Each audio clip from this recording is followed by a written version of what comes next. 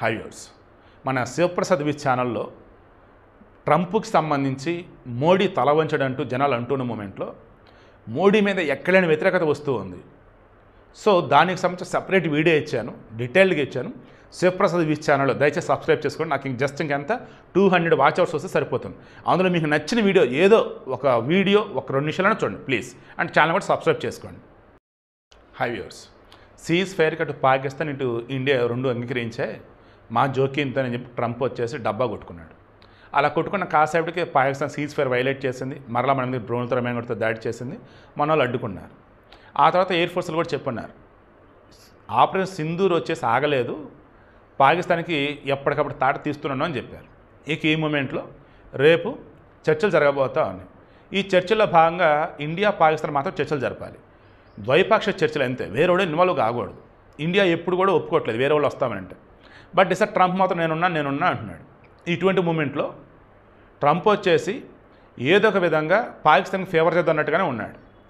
ఇట్లా చేస్తున్న మూమెంట్లో అవునన్నా కాదన్నా మోడీకి సంబంధించి ఏ మాత్రం పాకిస్తాన్ తగ్గట్టుగా తల వంచాడంటే ఇండియాలో పరుగు పోయింది.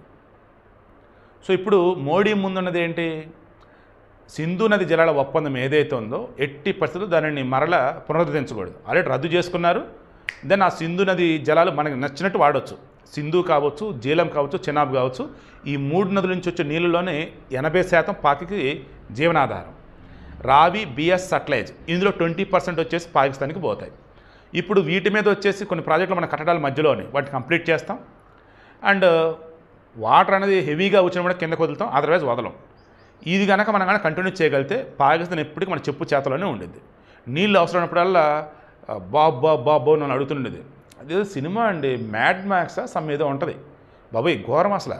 నీటి కోసం అనమాట, యుద్ధం కావచ్చు లేదా నీటి కోసం ఆవుల ఏమంటారు నానా రకాలుగా ఉంటుంటారు జనాలు అయితే.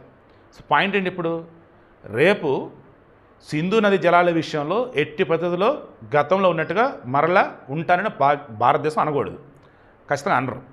తర్వాత మెయిన్ ఇక్కడ ఇంకోటి చెప్పాల్సింది, ఈ అంతర్జాతీయ చట్టాల్లో ఒక ఆర్టికల్ 51 అని ఒకటి ఉంటుంది.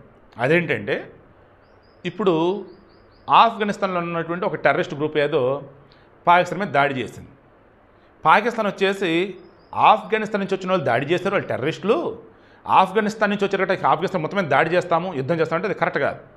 అలాగే మనం కూడా ఏంటంటే ఈ జైషా మహమ్మద్, లష్కర్ తోయిబా వాళ్ళు, ది రెసిస్టెన్స్ ఫ్రంట్ ఈ బ్యాచ్ అంతా కూడా పాకిస్తాన్ టెర్రరిస్టులు వాళ్ళంతా. సో అక్కడి నుంచి వచ్చి ఈ రకంగా మా మీద దాడి చేశారు కదా. సో ఇప్పుడేంటి, ఇంకా మేము పాకిస్తాన్ మీద యుద్ధం ప్రకటించేస్తాం అని మనం అనకూడదు. ఏది ఆర్టికల్ 51 ప్రకారం. ఇప్పుడు మన వాళ్ళు ఏం చెప్పారు, మేము దాన్ని పట్టించుకోరా బాబు అని వేశారు. అంతర్జాతీయ చట్టాల ప్రకారం ఆర్టికల్ 51 ఏదైతే మేము పట్టించుకోము, అలాగే మనం క్లారిటీ ఇచ్చారు. ఇక మీదట పాకిస్తాన్ నుంచి కావచ్చు, పక్కన ఉన్నటువంటి ఆఫ్ఘనిస్తాన్ కావచ్చు, నేపాల్ కావచ్చు, బంగ్లాదేశ్ కావచ్చు, ఎక్కడి నుంచి ఏ టెర్రరిస్ట్ మా మీద దాడి చేసినా వాడు ఎక్కడి నుంచి వచ్చాడో చూస్తాం, అది ఏ దేశం నుంచి వచ్చాడని మనకు క్లారిటీ వస్తుందో ఇక ఆ దేశం మా మీద యుద్ధం చేసినట్టే మేము పరిగణిస్తాం, ఇక యుద్ధం చేస్తారా అన్నారు. నాకు తెలిసి రేపు ఈ 2 విషయాల్లో మాత్రం మన వాళ్ళు కాంప్రమైజ్ కారు. ఒకవేళ ఎక్కడన్నా ఏదైనా ఉంటే ఎక్స్పోర్ట్స్, ఇంపోర్ట్స్, పాకిస్తాన్కి బేసిక్ నీడ్స్ ఏమైనా ఉంటే మన నుంచి వెళ్ళాల్సినవి అవి పంపటం, పాకిస్తాన్ వాడు ఎక్స్పోర్ట్ చేసి ఉంటే అవి మనం ఇంపోర్ట్ చేసుకోవటం, నాకు తెలిసి ఇటువంటే ఉంటాయని అనుకుంటూ ఉన్నా. ఇంతకుమించి ట్రంప్ మోడీకి విషయంలో ఏలు పెట్టడు, అంతకుమించి ఓవరాక్షన్ చేస్తే ఖచ్చితంగా చుక్కలు చూపెడతాం ఖాయం ఈసారి ట్రంప్కి అయితే నాకైతే అనిపిస్తూ ఉంది.